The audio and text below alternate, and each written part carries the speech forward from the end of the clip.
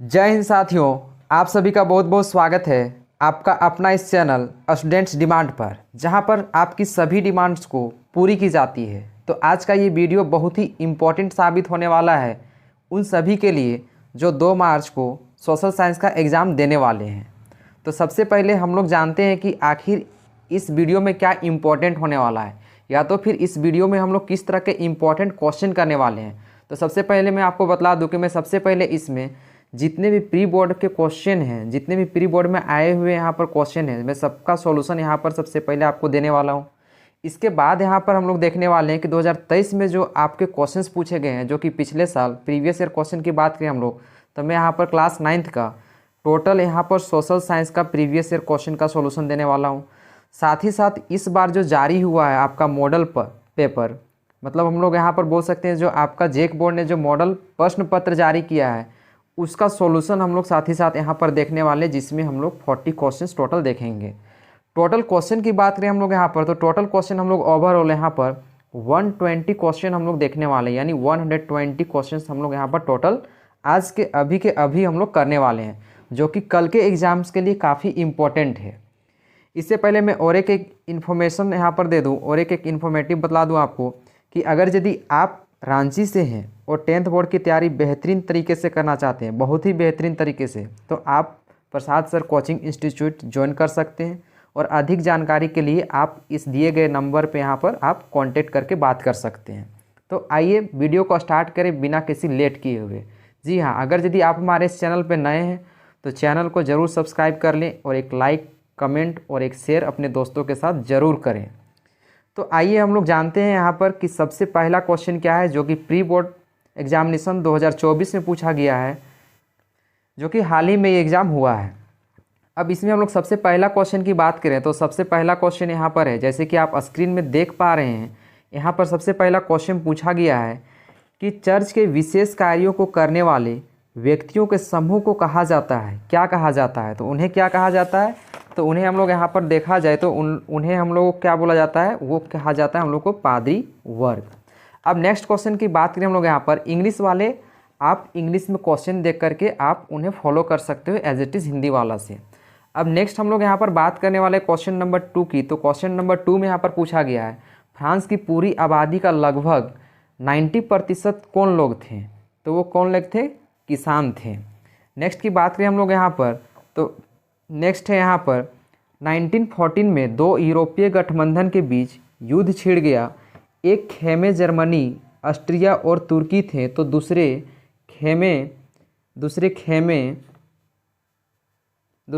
में कौन कौन देश थे? यानी यहाँ पर दूसरे खेमे में कौन कौन देश थे ये पूछा गया था। हम लोग यहाँ पर बात करें तो इसका आंसर हो जाएगा फ्रांस, ब्रिटेन व रूस, इसका हो जाएगा आंसर। अब नेक्स्ट की बात करें हम लोग यहाँ पर, नेक्स्ट क्वेश्चन नंबर 4 की। तो क्वेश्चन नंबर 4 में यहाँ पर पूछा गया है, कई खेतों को मिलाकर की जाने वाली सामूहिक खेती को क्या कहते हैं? तो इसको हम लोग क्या बोलते हैं? इसको हम लोग बोलते हैं यहाँ पर कम्यून। क्या बोलते हैं इसको हम लोग? इसको हम लोग बोलते हैं कम्यून, मतलब इसका आंसर हो जाएगा 1। अब नेक्स्ट की बात करें हम लोग यहाँ पर, तो नेक्स्ट क्वेश्चन नंबर 5 में यहाँ पर है, क्वेश्चन नंबर 5 में बोला गया है, युद्ध के मोर्चे पर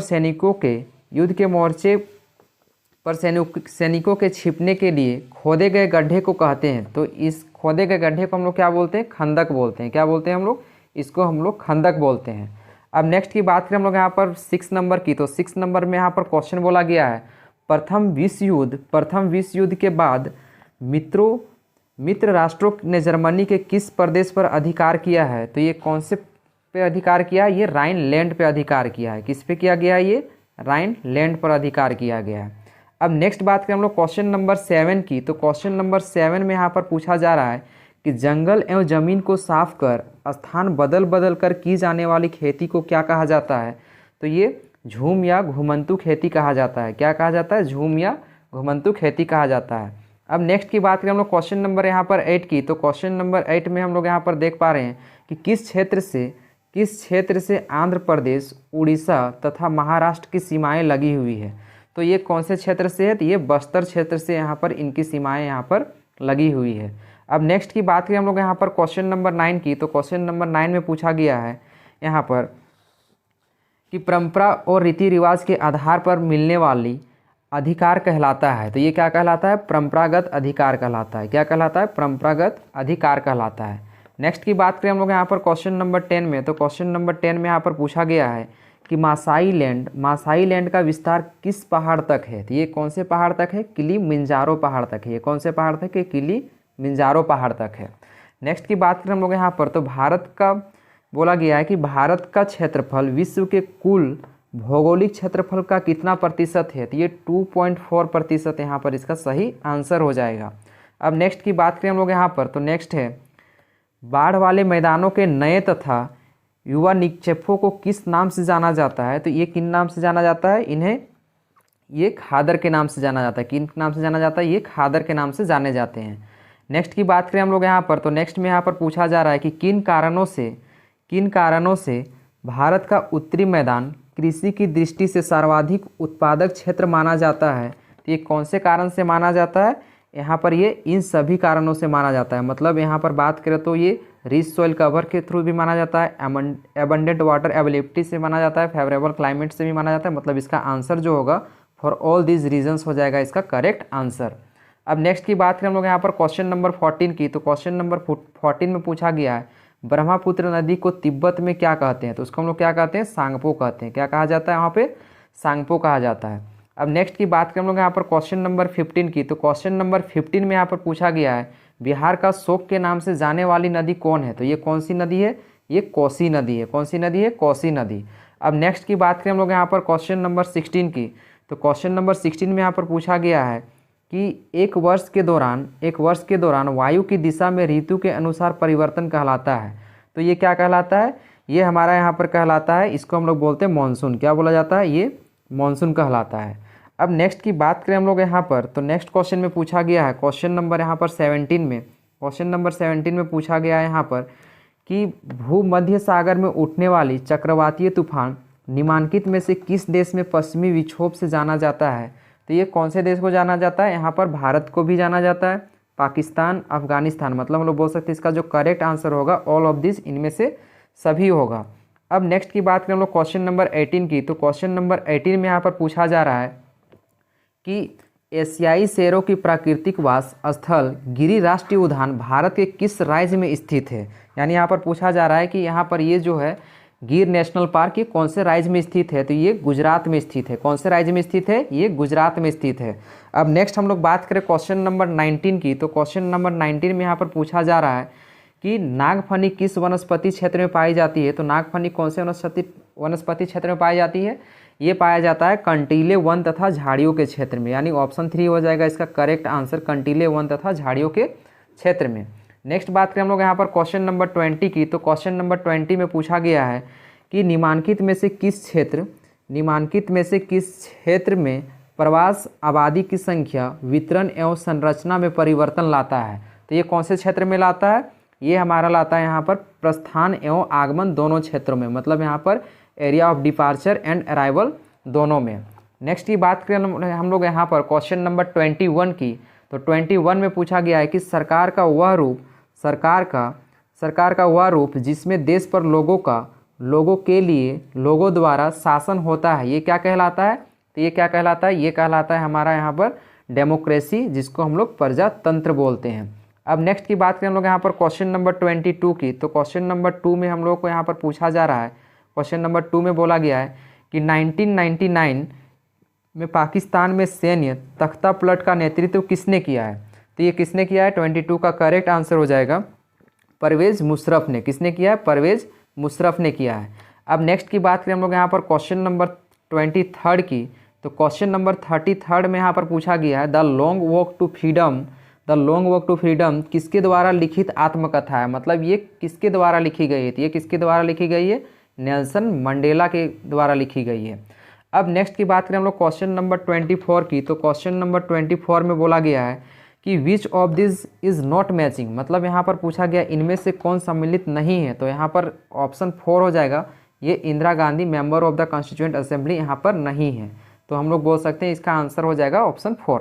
अब नेक्स्ट बात करें क्वेश्चन नंबर 5 की, तो क्वेश्चन नंबर 5 में यहाँ पर पूछा गया है, क्वेश्चन नंबर 5 में बोला गया है कि मुख्य निर्वाचन आयुक्त चुनाव निम्न में कौन करता है? तो ये कौन करता है? यहाँ पर प्रेसिडेंट ऑफ इंडिया, मतलब भारत के यहाँ पर राष्ट्रपति करते हैं। कौन करते हैं यहाँ पर? भारत के राष्ट्रपति प्रेसिडेंट ऑफ इंडिया करते हैं।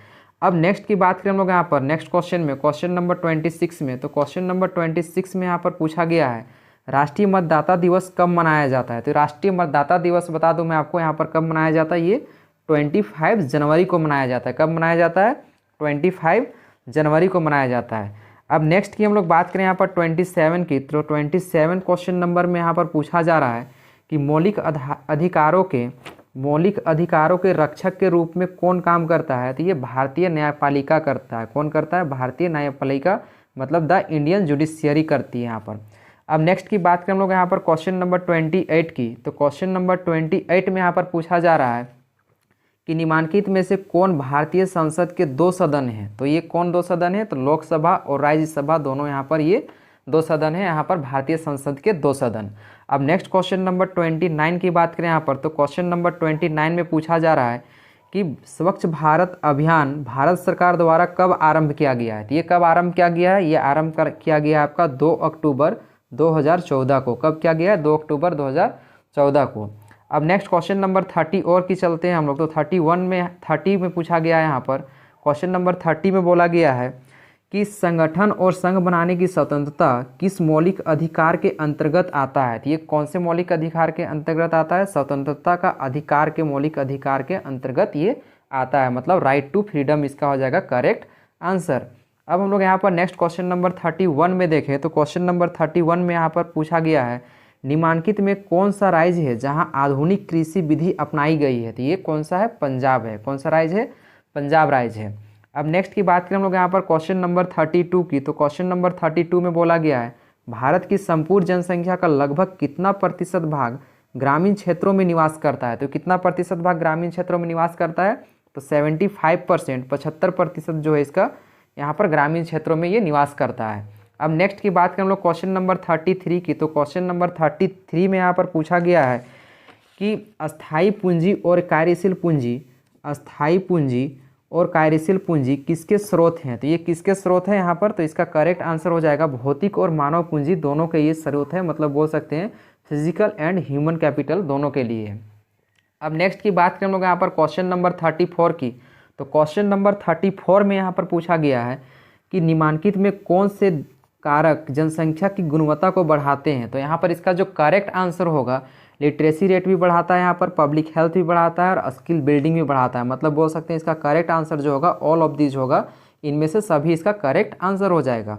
अब नेक्स्ट बात करें हम लोग यहाँ पर क्वेश्चन नंबर 35 की। तो क्वेश्चन नंबर 35 में यहाँ पर पूछा जा रहा है, क्वेश्चन नंबर 35 में बोला गया है कि ग्रामीण क्षेत्रों के प्रभावशाली बच्चों को शिक्षा प्रदान करने के लिए किन आवासीय विद्यालयों की स्थापना यहाँ पर की योजना है। तो यहाँ पर कौन सी योजना है? ये नवोदय विद्यालय की स्थापना की यहाँ पर योजना है। अब नेक्स्ट की बात करें हम लोग यहाँ पर क्वेश्चन नंबर 36 की। तो क्वेश्चन नंबर 36 में बोला जा रहा है सिंचाई और हरित क्रांति के प्रसार से किस क्षेत्र में रोजगार के अनेक अवसर यहाँ पर सृजित हुए हैं। ये यहाँ पर क्या हो जाएगा इसका करेक्ट आंसर? इसका करेक्ट आंसर हो जाएगा कृषि, ये हो जाएगा एग्रीकल्चर इसका करेक्ट आंसर। अब नेक्स्ट हम लोग बात करें क्वेश्चन नंबर 37 की। तो क्वेश्चन नंबर 37 में पूछा गया है गरीबी रेखा के निर्धारण के लिए कौन सा संगठन सर्वेक्षण करता है। तो ये कौन सा करता है? तो ये करता है NSSO, ये यहाँ पर संगठन करता है। अब नेक्स्ट क्वेश्चन की बात करें हम लोग यहाँ पर क्वेश्चन नंबर 38 की। तो क्वेश्चन नंबर 38 में यहाँ पर पूछा गया है क्वेश्चन नंबर 38 में कि भारत में गरीबी का मुख्य कारण क्या है। तो भारत में गरीबी का मुख्य कारण यहाँ पर दिया गया ऑप्शन में जैसा कि उच्च आय असमानता, मतलब हाई इनकम इनक्वालिटी, या high growth in population, less job opportunity. तो यहाँ पर इसका करेक्ट आंसर हो जाएगा इनमें से सभी हो जाएगा इसका करेक्ट आंसर। अब नेक्स्ट हम लोग बात करें क्वेश्चन नंबर 39 की। तो क्वेश्चन नंबर 39 में यहाँ पर पूछा गया है वह देश जहाँ सन 1958 से 1961 के दौरान पड़ा अकाल विश्व इतिहास का सबसे भयावह अकाल था, ये कौन सा था? तो यहाँ पर ये चीन था। कौन सा था? चीन। अब नेक्स्ट हम लोग क्वेश्चन नंबर 40 की बात करें यहाँ पर। तो क्वेश्चन नंबर 40 में पूछा गया है यहाँ पर कि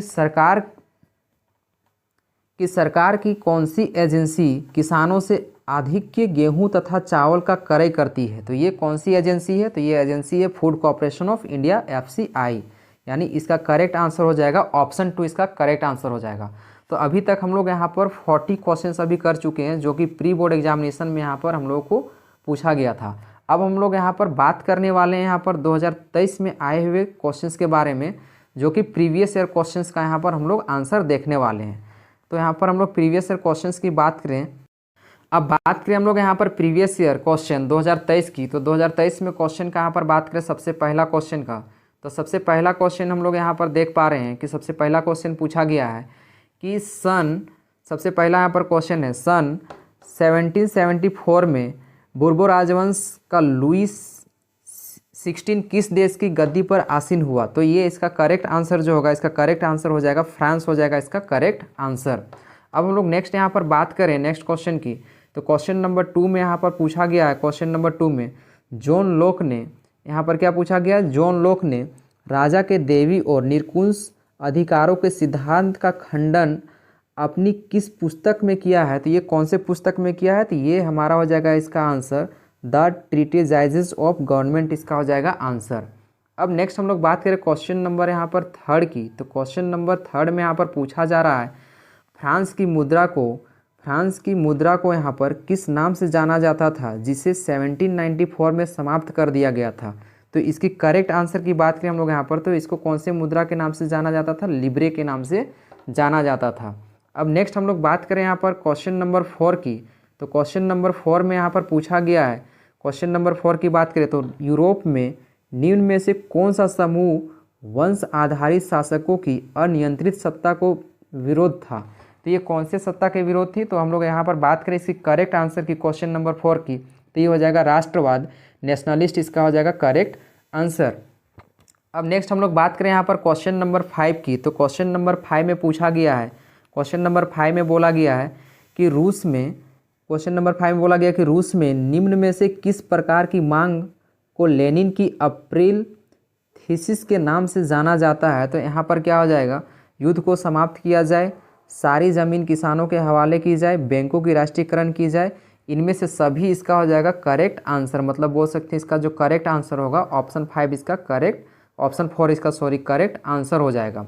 अब नेक्स्ट क्वेश्चन नंबर हम लोग 6 की बात करें, तो क्वेश्चन नंबर 6 में यहाँ पर पूछा गया है, क्वेश्चन नंबर 6 में यहाँ पर बोला गया है कि यूरोप में निम्न में से किसका विश्वास था पूंजीपतियों के साथ होने वाले संघर्ष में जीत अंततः मजदूरों की होगी। तो यहाँ पर ये हो जाएगा इसका करेक्ट आंसर, कार्ल मार्क्स हो जाएगा इसका करेक्ट आंसर। अब नेक्स्ट हम लोग बात करें क्वेश्चन नंबर 7 की, तो क्वेश्चन नंबर 7 में यहाँ पर पूछा गया है, क्वेश्चन नंबर 7 में बोला गया कि निम्न में से कौन सा देश प्रथम विश्व युद्ध के दौरान मित्र शक्तियों के खेमे में शामिल नहीं था।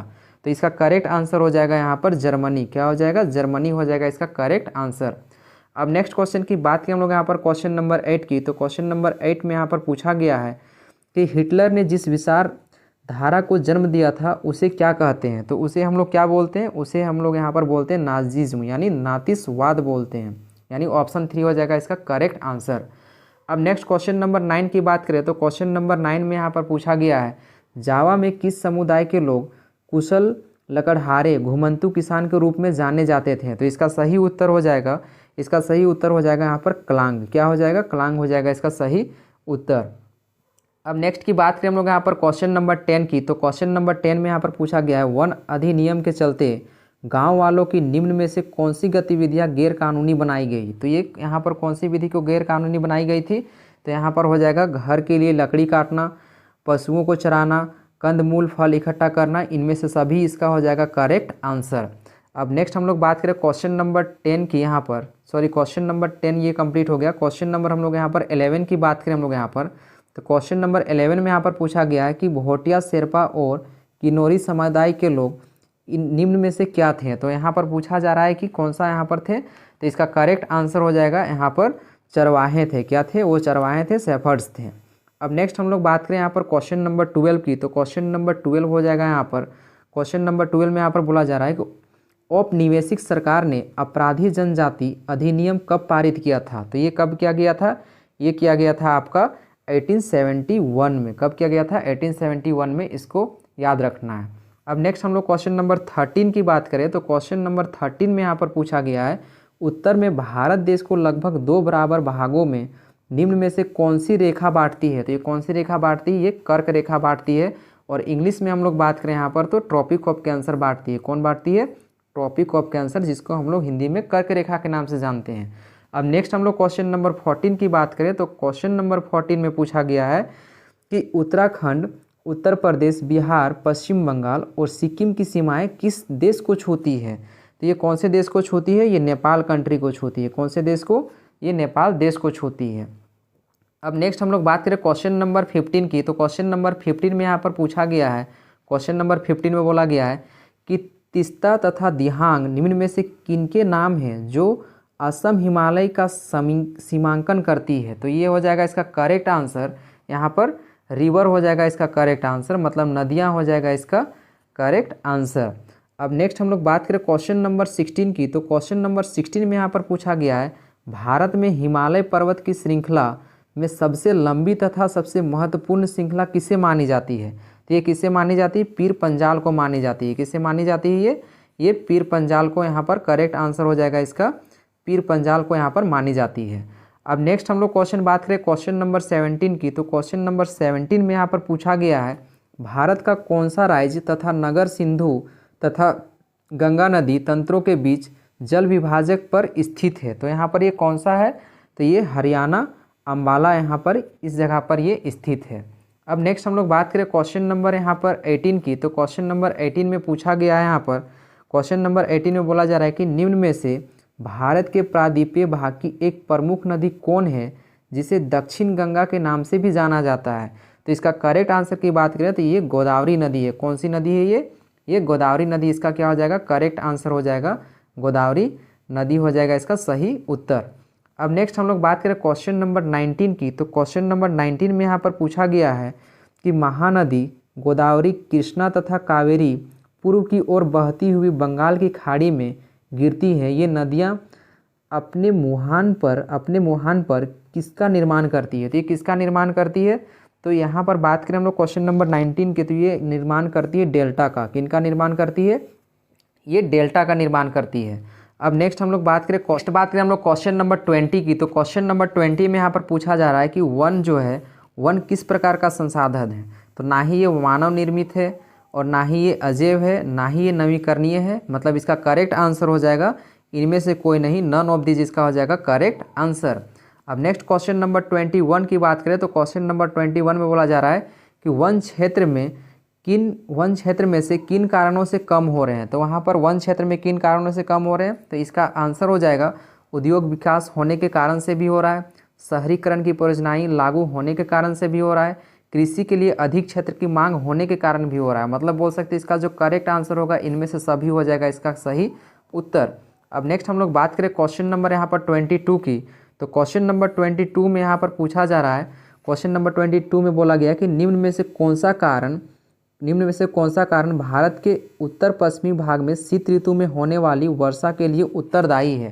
तो इसका सही उत्तर हो जाएगा 22 का, ये हो जाएगा पश्चिमी विक्षोभ। मतलब हम लोग इंग्लिश में बात करें तो इंग्लिश में इसका क्या आंसर हो जाएगा 22 का, ये हो जाएगा वेस्टर्न डिस्टर्बेंस। क्या हो जाएगा? वेस्टर्न डिस्टर्बेंस हो जाएगा। अब नेक्स्ट हम लोग बात करें यहाँ पर क्वेश्चन नंबर 23 की, तो क्वेश्चन नंबर 23 में यहाँ पर पूछा गया है कि राष्ट्रीय जनसंख्या नीति 2000 का मुख्य उद्देश्य क्या है? तो यहाँ पर 2000 का मुख्य उद्देश्य क्या था लिखना चाहिए था, बट डोंट वरी, क्वेश्चन यहाँ पर ऑप्शन यहाँ पर है कि 14 वर्ष से कम आयु के बच्चे को निःशुल्क शिक्षा प्रदान करना, शिक्षा मृत्यु दर को कम करना, टीकारोधी बीमारियों से बच्चों को छुटकारा दिलाना।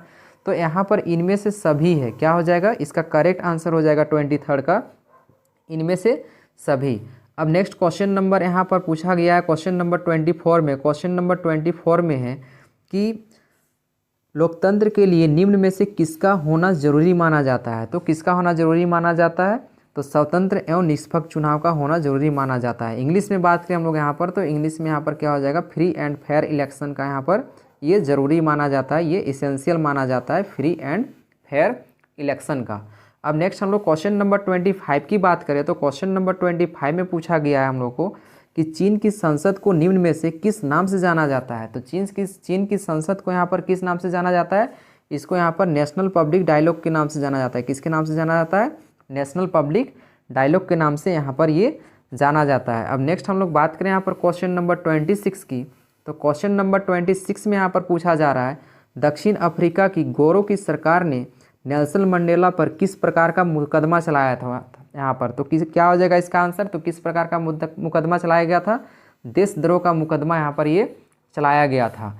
अब नेक्स्ट बात करें हम लोग यहाँ पर क्वेश्चन नंबर 27 की, तो क्वेश्चन नंबर 27 में यहाँ पर पूछा गया है, क्वेश्चन नंबर 27 में 1950 से ही दक्षिण अफ्रीका में रंग भेद के खिलाफ निम्न में से किसने संघर्ष किया। तो ये किसने संघर्ष किया था, तो अश्वेत भी किया था, रंगीन चमड़ी वाले ने भी किया था, भारतीय मूल के लोग भी, मतलब इसका करेक्ट आंसर हो जाएगा निम्न में से सभी, ऑल ऑफ दी जिसका हो जाएगा करेक्ट आंसर। इंग्लिश में बोला जाए तो यहाँ पर इंग्लिश में आप क्वेश्चन को यहाँ पर देख सकते हो और उसके अकॉर्डिंगली आप आंसर यहाँ पर टिक लगा सकते हो।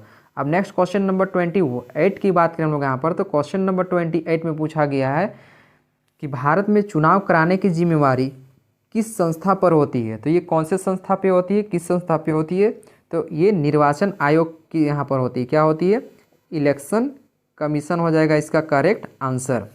अब नेक्स्ट हम लोग बात करें यहाँ पर क्वेश्चन नंबर 29 की, तो क्वेश्चन नंबर 29 में यहाँ पर पूछा जा रहा है कि निम्न में से कौन भारत देश का राष्ट्रीय अध्यक्ष होता है और औपचारिक रूप से सबसे बड़ा अधिकारी भी माना जाता है। तो यहाँ पर ये कौन होता है, तो ये होते हैं हमारे राष्ट्रपति, प्रेसिडेंट होते हैं। मतलब इसका करेक्ट आंसर हो जाएगा यहाँ पर, इसका करेक्ट आंसर हो जाएगा ऑप्शन ए, प्रेसिडेंट हो जाएगा इसका सही उत्तर।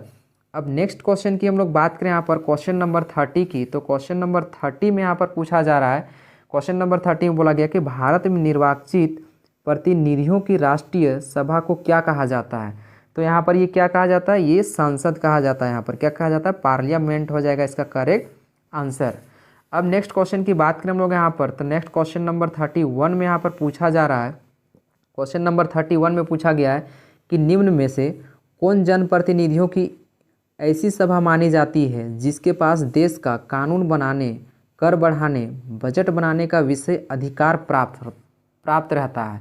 तो ये किसको दी जाती है, तो लेजिस्लेचर को दी जाती है यहाँ पर, मतलब प्राप्त रहता है। और बोल सकते हैं इसका ऑप्शन जो होगा करेक्ट 2 हो जाएगा, विधायिका। नेक्स्ट क्वेश्चन हम लोग 32 की बात करें, तो क्वेश्चन नंबर 32 में यहाँ पर पूछा गया है कि लोकतंत्र में प्रत्येक नागरिक को निम्न में से कौन अधिकार प्राप्त रहता है। तो यहाँ पर प्रत्येक नागरिक को कौन सा यहाँ पर अधिकार प्राप्त रहता है, अपने मत का प्रयोग करना, ये भी रहता है। नेक्स्ट की बात करें हम लोग यहाँ पर, तो चुनाव लड़कर प्रतिनिधि चुनना, ये भी होता है, अपने विचारों को व्यक्त करना, ये भी होता है। मतलब इनमें से सभी हो जाएगा इसका करेक्ट आंसर। अब नेक्स्ट हम लोग बात करें क्वेश्चन नंबर 33 की, तो क्वेश्चन नंबर 33 में यहाँ पर पूछा गया है कि वोट देने का अधिकार को किस प्रकार का अधिकार माना जाता है। यानी यहाँ पर पूछा गया कि what type of rights is consider as the right to vote. तो यहाँ पर इसका करेक्ट आंसर हो जाएगा क्या, करेक्ट आंसर हो जाएगा पॉलिटिकल राइट, मतलब राजनीतिक अधिकार के अनुसार से यहाँ पर ये अधिकार माना जाता है। अब नेक्स्ट हम लोग क्वेश्चन नंबर 34 की बात करें, तो क्वेश्चन नंबर 34 जो कि इकोनॉमिक्स से है, जहाँ पर पूछा गया कि प्लामूपुर में विभिन्न जातियों को कितने परिवार निवास करते हैं। तो यहाँ पर आपको पता होगा कि यहाँ पर कितने परिवार निवास करते हैं, तो 450 परिवार यहाँ पर निवास करते हैं। अब नेक्स्ट हम लोग क्वेश्चन नंबर बात करें 35 की, तो क्वेश्चन नंबर 35 में यहाँ पर पूछा गया है कि निम्न में से उत्पादन के लिए किन चीज़ों का होना जरूरी माना जाता है। तो यहाँ पर किन चीज़ों का होना जरूरी माना जाता है, तो भूमि का भी होना जरूरी है, श्रम का भी होना जरूरी है, और भौतिक एवं मानवीय पूंजी का भी होना जरूरी है। मतलब बोल सकते हैं यहाँ पर कि यहाँ पर लैंड भी ज़रूरी है, लैंड की भी ज़रूरी है, लेबर भी ज़रूरी है, फिजिकल एंड ह्यूमन कैपिटल भी ज़रूरी है। मतलब इसका करेक्ट आंसर हो जाएगा ऑल ऑफ दी, जिसका हो जाएगा सही उत्तर। अब नेक्स्ट हम लोग क्वेश्चन नंबर 36 की बात करें, तो क्वेश्चन नंबर 36 में पूछा गया है शहरी क्षेत्रों में अधिकांशतः किस प्रकार की बेरोजगारी पाई जाती है। तो ये यहाँ पर किस तरह की बेरोजगारी पाई जाती है, यहाँ पर एजुकेटेड बेरोजगारी पाई जाती है, ये अनएम्प्लॉयड यहाँ पर शिक्षित लोग को यहाँ पर बेरोजगारी पाई जाती है। अब नेक्स्ट हम लोग बात करें यहाँ पर क्वेश्चन नंबर 37 की, जो कि काफ़ी इम्पॉर्टेंट है, जहाँ पर बोला गया है कि हरित क्रांति का संबंध निम्न में से किससे है। यहाँ पर पूछा गया कि हरित क्रांति का संबंध निम्न में से किससे है, तो इसका करेक्ट आंसर हो जाएगा एग्रीकल्चरल प्रोडक्शन हो जाएगा इसका सही उत्तर, कृषि उत्पादन। अब नेक्स्ट हम लोग बात करें क्वेश्चन नंबर 38 की, तो क्वेश्चन नंबर 38 में बोला जा रहा है भारत में निर्धनता का प्रमुख कारण क्या है, यानी what is the main cause of poverty in India. तो यहाँ पर इसकी करेक्ट आंसर की हम लोग बात करें तो यहाँ पर 38 का सही उत्तर हो जाएगा। लैंडलेसनेस भी है, अनएम्प्लॉयमेंट भी है और इलिटरेसी भी है, अशिक्षा भी है। तो मतलब बोल सकते हैं इसका करेक्ट आंसर होगा ऑप्शन डी, इसका हो जाएगा करेक्ट आंसर। अब नेक्स्ट हम लोग बात करें यहाँ पर क्वेश्चन नंबर 39 की। तो क्वेश्चन नंबर 39 में पूछा गया है यहाँ पर कि राष्ट्रीय ग्रामीण रोजगार गारंटी अधिनियम वर्ष में कितने दिनों के रोजगार उपलब्ध कराने की गारंटी प्रदान करती है। तो ये कितने दिनों की रोजगार दिलाने की यहाँ पर गारंटी प्रदान करती है, तो ये 100 दिनों की। इसका मतलब करेक्ट आंसर हो जाएगा ऑप्शन 3, 100 दिनों की। नेक्स्ट क्वेश्चन बात करें हम लोग यहाँ पर क्वेश्चन नंबर 40 की, जो कि यहाँ पर पूछा गया है कि बफर स्टॉक योजना का मुख्य उद्देश्य क्या है। तो बफर स्टॉक का उद्देश्य यहाँ पर क्या है, मुख्य उद्देश्य, तो इसका करेक्ट आंसर हो जाएगा यहाँ पर किसानों का समर्थन करना। क्या है उद्देश्य इसका, किसानों का समर्थन करना इसका मुख्य उद्देश्य है। अब हम लोग बात करने वाले हैं यहाँ पर मॉडल प्रश्न पत्र के यहाँ पर सॉल्यूशंस के बारे में, जो कि इसी बार 2024 में जो मॉडल प्रश्न पत्र आपको जारी कर दी गई है झारखंड बोर्ड के द्वारा, उसके सॉल्यूशन के बारे में अब हम लोग यहाँ पर डिस्कस करने वाले हैं, जो कि इस एग्ज़ाम के लिए काफ़ी इंपॉर्टेंट है। तो वीडियो को लास्ट तक बने रहें। अब अगर दी हम लोग यहाँ पर सबसे पहला क्वेश्चन की बात करें इस मॉडल प्रश्न पेपर की, तो सबसे पहला प्रश्न यहाँ पर ये पूछा गया है, जो जलभाग 3 ओर से स्थल भाग से घिरा हो उसे क्या कहते हैं। तो उसे हम लोग क्या बोलते हैं, उसे हम लोग बे बोलते हैं, उसको हम लोग खाड़ी बोलते हैं। अब नेक्स्ट क्वेश्चन यहाँ पर क्वेश्चन नंबर 2 की बात करें तो क्वेश्चन नंबर 2 में यहाँ पर पूछा जा रहा है, क्वेश्चन नंबर 2 में बोला गया है कि निम्नलिखित में से कौन झारखंड के पड़ोसी राज्यों का समूह है। तो यहाँ पर इसका करेक्ट आंसर क्या हो जाएगा, बिहार, पश्चिम बंगाल, उड़ीसा, छत्तीसगढ़ और उत्तर प्रदेश हो जाएगा इसका करेक्ट आंसर, यानी ऑप्शन ए बोल सकते हैं इसका करेक्ट आंसर हो जाएगा। अब नेक्स्ट क्वेश्चन नंबर हम लोग यहाँ पर बात करें क्वेश्चन नंबर 3 की, तो क्वेश्चन नंबर 3 में यहाँ पर पूछा गया है कि निम्नलिखित में से कौन सुमेलित नहीं है, यानी यहाँ पर इसमें से कौन जो है करेक्टली मैच नहीं है। तो इसकी हम लोग बात करें यहाँ पर तो पेनिनसुलर प्लेटू, उत्तरी सरकार, ये क्या हो जाएगा इसका करेक्ट आंसर हो जाएगा। ये जो है करेक्टली मैच यहाँ पर नहीं है। अब नेक्स्ट हम लोग क्वेश्चन नंबर 4 की बात करें तो क्वेश्चन नंबर 4 में यहाँ पर बोला जा रहा है कि निम्नलिखित में से कौन सबसे सघन जनसंख्या वाला प्रदेश है, यानी मोस्ट डेंसली पॉपुलेटेड रीजन वाला कौन सा यहाँ पर है। तो हम लोग इसका जो करेक्ट आंसर होगा, इसका करेक्ट आंसर की बात करें तो ऑप्शन बी हो जाएगा इसका करेक्ट आंसर, उत्तरी मैदान, नॉर्दर्न प्लेन हो जाएगा इसका करेक्ट आंसर। अब नेक्स्ट हम लोग क्वेश्चन नंबर 5 की बात करें तो क्वेश्चन नंबर 5 में यहाँ पर पूछा गया है कि एक कथन दिया गया और बोला गया कि गंगा नदी में सालों भर जल प्रवाहित होता है, कारण गंगा नदी हिमालय से निकलने वाली नदी है और गर्मी में हिमालय के बर्फ पिघलने से गंगा नदी को जल प्राप्त होता है। तो इनमें से कौन सा कथन सही है या फिर कौन सा कारण सही है या फिर गलत है। तो इसकी हम लोग आंसर की बात करें हम लोग यहाँ पर तो कथन और कारण दोनों सही है, मतलब यहाँ जो है स्टेटमेंट है और रीज़न जो है यहाँ पर दोनों के दोनों क्या है करेक्ट हैं, मतलब बोल सकते हैं यहाँ पर इसका करेक्ट आंसर हो जाएगा ऑप्शन डी। अब नेक्स्ट हम लोग बात करें यहाँ पर क्वेश्चन नंबर 6 की, तो क्वेश्चन नंबर 6 में यहाँ पर पूछा गया है भारत में नदियों का महत्व किन क्षेत्रों में है। तो यहाँ पर भारत में नदियों का इंपॉर्टेंस जो है इरिगेशन में भी है, नेविगेशन में भी है, हाइड्रो पावर में भी है, मतलब यहाँ पर ऑल ऑफ दीज हो जाएगा इसका correct answer, all of the above हो जाएगा इसका करेक्ट आंसर।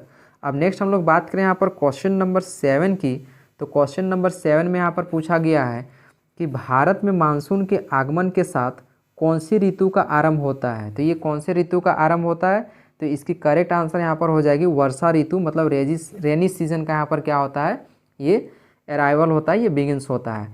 अब नेक्स्ट हम लोग बात करें यहाँ पर क्वेश्चन नंबर 8 में, तो क्वेश्चन नंबर 8 में यहाँ पर पूछा जा रहा है क्वेश्चन नंबर 8 में कि जहाँ 200 सेंटीमीटर से अधिक वर्षा होती है वहाँ किस तरह के वन पाए जाते हैं। तो वहाँ पर किस तरह के वन पाए जाते हैं, वहाँ पर वन जो पाए जाते हैं वहाँ पर पाए जाते हैं उष्णकटिबंधीय, मतलब बोल सकते हैं ट्रॉपिकल एवरग्रीन फॉरेस्ट वहाँ पर पाए जाते हैं।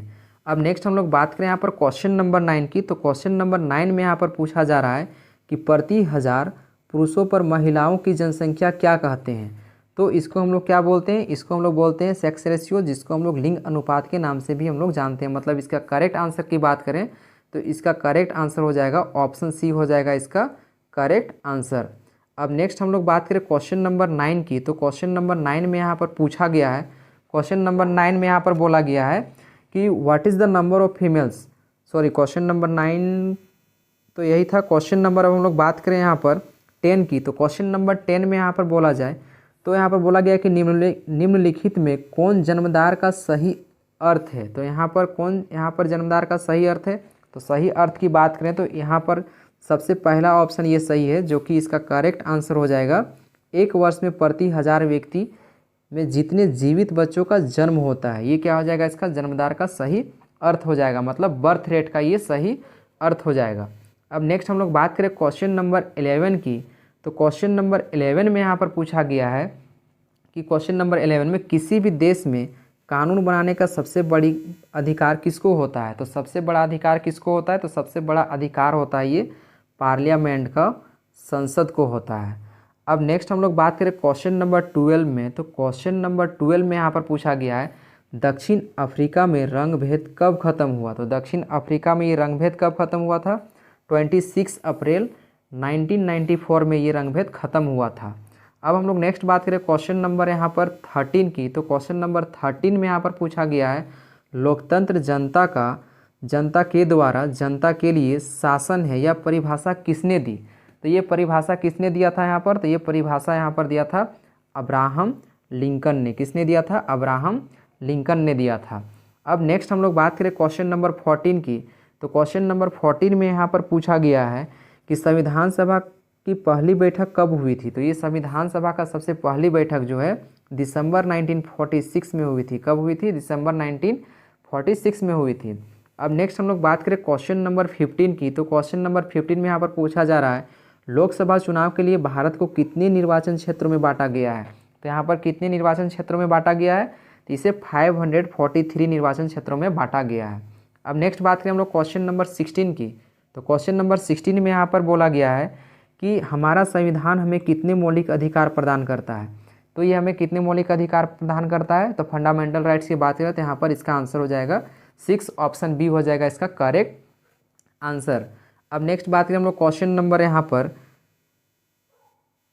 17 की, तो क्वेश्चन नंबर 17 में यहाँ पर पूछा जा रहा है, क्वेश्चन नंबर 17 है निम्नलिखित में कौन राजनीतिक कार्यपालिका का हिस्सा होता है। यहाँ पर बोला गया कि कौन राजनीतिक कार्यपालिका का यहाँ पर हिस्सा होता है। तो इसका करेक्ट आंसर की बात करें हम लोग यहाँ पर, तो होम मिनिस्टर यहाँ पर क्या होता है, कार्यपालिका का हिस्सा होता है।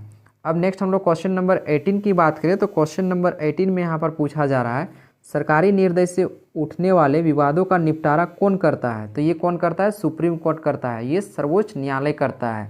अब नेक्स्ट हम लोग बात करें क्वेश्चन नंबर यहाँ पर 19 की, तो क्वेश्चन नंबर 19 में यहाँ पर पूछा जा रहा है किसके नेतृत्व वाली पार्टी ने 1971 के लोकसभा चुनाव में गरीबी हटाओ को नारा दिया था।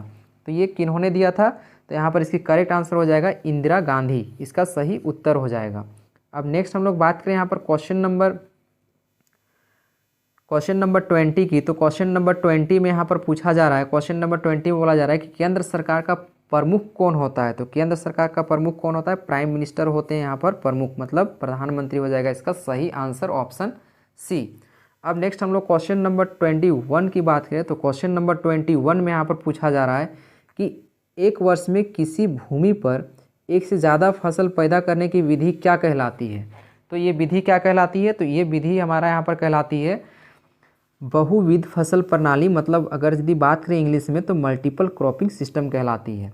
अब हम लोग नेक्स्ट बात करें क्वेश्चन नंबर 22 की, तो क्वेश्चन नंबर 22 में बोला जा रहा है यहाँ पर कि निम्नलिखित कथनों में से पालमपुर के संदर्भ में कौन सा कथन सत्य है। तो यहाँ पर ये सबसे पहला ही कथन सत्य है, पालमपुर में 450 परिवारों में से लगभग 1/3 परिवारों के पास खेती के लिए भूमि नहीं है। ये कथन क्या है, सत्य है। अब नेक्स्ट हम लोग क्वेश्चन बात करें 23 की, तो क्वेश्चन नंबर 23 में यहाँ पर पूछा गया है, क्वेश्चन नंबर 23 में बोला गया है कि जापान जैसे देश ने अपने देश के विकास के लिए किस चीज़ पर निवेश किया है।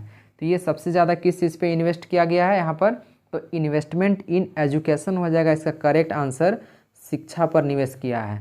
अब नेक्स्ट हम लोग बात करें क्वेश्चन नंबर 24 में, तो क्वेश्चन नंबर 24 में यहाँ पर पूछा जा रहा है कि इनमें से कौन तृतीय क्षेत्र के क्रियाकलापों में नहीं आते हैं, मतलब do not come under the activities of territory sector. तो इसका करेक्ट आंसर हो जाएगा यहाँ पर माइनिंग, क्या हो जाएगा, खनन हो जाएगा इसका सही उत्तर। अब नेक्स्ट हम लोग बात करें यहाँ पर क्वेश्चन नंबर 25 की, तो क्वेश्चन नंबर 25 में पूछा गया है भारत सरकार ने कक्षा में बच्चों की उपस्थिति को बढ़ावा देने के लिए कौन सी योजना कार्यान्वित की है। तो यहाँ पर कौन सी योजना कार्यान्वित की है, दोपहर के भोजन की योजना, मतलब बोल सकते हैं मिड डे मील। अब नेक्स्ट हम लोग बात करें यहाँ पर क्वेश्चन नंबर 26 की। तो क्वेश्चन नंबर 26 में यहाँ पर पूछा जा रहा है, निम्नलिखित में से कौन से राज्य ने निर्धनता को कम करने के लिए अनाज के सार्वजनिक वितरण प्रणाली में सुधार किया है। तो यहाँ पर कौन से राज्य में किया है। तो क्वेश्चन नंबर 26 का करेक्ट आंसर हो जाएगा आंध्र प्रदेश एवं तमिलनाडु हो जाएगा इसका सही उत्तर। अब नेक्स्ट हम लोग बात करें यहाँ पर क्वेश्चन नंबर 27 की। तो क्वेश्चन नंबर 27 में यहाँ पर पूछा जा रहा है, निम्नलिखित में से भारत सरकार के किस कार्यक्रम के अंतर्गत अगर आवेदक को 15 दिनों के अंदर रोजगार उपलब्ध नहीं कराया गया तो वह दैनिक बेरोजगार भत्ते का हकदार होगा। तो यहाँ पर इसका करेक्ट आंसर हो जाएगा 27 का बी हो जाएगा इसका करेक्ट आंसर, राष्ट्रीय रोजगार गारंटी कोष, मतलब नेशनल एम्प्लॉयमेंट गारंटी फंड यहाँ पर इसका करेक्ट आंसर हो जाएगा। नेक्स्ट बात करें हम लोग यहाँ पर क्वेश्चन नंबर 28 की। तो क्वेश्चन नंबर 28 में यहाँ पर पूछा जा रहा है, भारत में ग्रामीण क्षेत्र में प्रतिदिन प्रति व्यक्ति कितनी कैलोरी की आवश्यकता स्वीकृत की गई है। तो यहाँ पर कितनी कैलोरी की आवश्यकता स्वीकृत की गई है। तो क्वेश्चन नंबर 28 का आंसर हो जाएगा 2400 कैलोरी, इसका सही उत्तर हो जाएगा। अब नेक्स्ट हम लोग बात करें यहाँ पर क्वेश्चन नंबर 29 की। तो क्वेश्चन नंबर 29 में यहाँ पर पूछा जा रहा है कि किसके माध्यम से सरकार द्वारा अधिप्राप्त अनाज, गेहूं और चावल के भंडार का बफर स्टॉक बनाया जाता है। तो ये किसके माध्यम से बनाया जाता है। तो ये बनाया जाता है भारतीय खाद्य निगम, मतलब यहाँ पर food corporation of India FCI के द्वारा ये बनाया जाता है। अब नेक्स्ट की बात करें हम लोग यहाँ पर क्वेश्चन नंबर 30 की। तो क्वेश्चन नंबर 30 यहाँ पर हो जाएगा यहाँ पर, तो सरकार द्वारा समाज के गरीब वर्गों में बाजार से कम कीमत पर अनाज का वितरण किया जाता है। इस कीमत को क्या कहा जाता है, यानी इस कीमत को हम लोग क्या बोलते हैं। तो इस कीमत को बोला जाता है इशू प्राइस, निर्गम कीमत इसको बोला जाता है। अब नेक्स्ट हम लोग बात करें यहाँ पर क्वेश्चन नंबर 31 की। तो क्वेश्चन नंबर 31 में यहाँ पर पूछा गया है, द स्पिरिट ऑफ लॉज नामक रचना के रचनाकार कौन है। तो द स्पिरिट ऑफ लॉज का नामक का रचनाकार की बात करें हम लोग यहाँ पर, तो इसका करेक्ट आंसर हो जाएगा मॉन्टेस्क्यू, यहाँ पर हो जाएगा इसका सही आंसर, मतलब बोल सकते हैं कि ऑप्शन ए जो होगा इसका क्या हो जाएगा, सही आंसर हो जाएगा ऑप्शन ए। अब नेक्स्ट हम लोग बात करें क्वेश्चन नंबर यहाँ पर 32 की। तो क्वेश्चन नंबर 32 में यहाँ पर पूछा गया है, फ्रांसीसी क्रांति के समय फ्रांस पर किसका शासन था। तो यहाँ पर फ्रांस पर उस टाइम किसका शासन था, लुई 12 का यहाँ पर शासन था, मतलब ऑप्शन डी हो जाएगा इसका करेक्ट आंसर। अब नेक्स्ट हम लोग यहाँ पर बात करें क्वेश्चन नंबर यहाँ पर 33 की। तो क्वेश्चन नंबर 33 में यहाँ पर पूछा गया है कि नवंबर के अपराधी कौन थे, यानी यहाँ पर पूछा गया है कि नवंबर के अपराधी कौन थे। तो इसका सही आंसर की बात करें हम लोग यहाँ पर, तो इसका सही उत्तर हो जाएगा ऑप्शन सी, वाइमर गणराज्य के समर्थक थे। कौन थे, supporter of the Weimar Republic हो जाएगा इसका करेक्ट आंसर ऑप्शन सी। अब नेक्स्ट हम लोग बात करें क्वेश्चन नंबर यहाँ पर 34 की। तो क्वेश्चन नंबर 34 में यहाँ पर बोला जा रहा है, किसी समुदाय को दूसरे समुदाय से अलग रखना क्या कहलाता है। तो ये क्या कहलाता है, ये कहलाता है हमारा घेटो, यानी घेटो इसका हो जाएगा सही आंसर।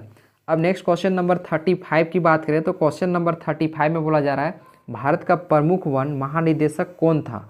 तो भारत का प्रमुख वन महानिदेशक यहाँ पर थे, उनका नाम यहाँ पर क्या था, तो वो ब्रैंडिस थे। कौन थे, ब्रैंडिस हो जाएगा इसका करेक्ट आंसर।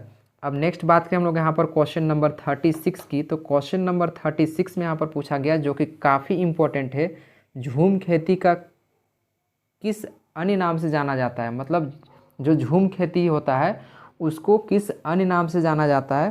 तो इसका जो करेक्ट आंसर हो जाएगा घुमंतू खेती हो जाएगा इसका करेक्ट आंसर, इसको नोमैडिक फार्मिंग के नाम से जाना जाता है। अब नेक्स्ट हम लोग बात करें क्वेश्चन नंबर 37 की।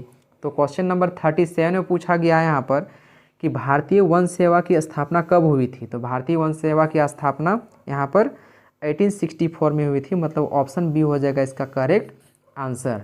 अब नेक्स्ट हम लोग बात करें यहाँ पर क्वेश्चन नंबर 38 की। तो क्वेश्चन नंबर 38 में पूछा गया है, फ्रांस की क्रांति कब हुई थी। तो फ्रांस की क्रांति कब हुई थी, फ्रांस की क्रांति हुई थी यहाँ पर 1789 में हुई थी। नेक्स्ट हम लोग बात करें यहाँ पर क्वेश्चन नंबर 39 की। तो क्वेश्चन नंबर 39 में यहाँ पर पूछा गया है कि औपनिवेशिक सरकार ने अपराधी जन्मजाति अधिनियम कब पारित किया? तो ये कब किया था? ये किया गया था आपका यहाँ पर 1871 में। इसका हो जाएगा करेक्ट आंसर। अब नेक्स्ट हम लोग बात करें यहाँ पर क्वेश्चन नंबर 40 की। तो क्वेश्चन नंबर 40 में पूछा गया है, यहाँ पर क्वेश्चन नंबर 40 में पूछा गया है जो कि काफ़ी इम्पोर्टेंट है। When did the Russian Revolution take place? यानी यहाँ पर बोला जा रहा है कि रशियन रिवोल्यूशन यहाँ पर, यानी यहाँ पर पूछा जा रहा है कि रशियन रिवोल्यूशन जो है कब यहाँ पर ये हुआ था। तो इसकी आंसर की बात करें यहाँ पर, तो इसकी करेक्ट आंसर हो जाएगा यहाँ पर रूस की क्रांति कब हुई थी? तो रूस की क्रांति हुई थी यहाँ पर 1917 में। मतलब हो जाएगा ऑप्शन ए हो जाएगा इसका करेक्ट आंसर।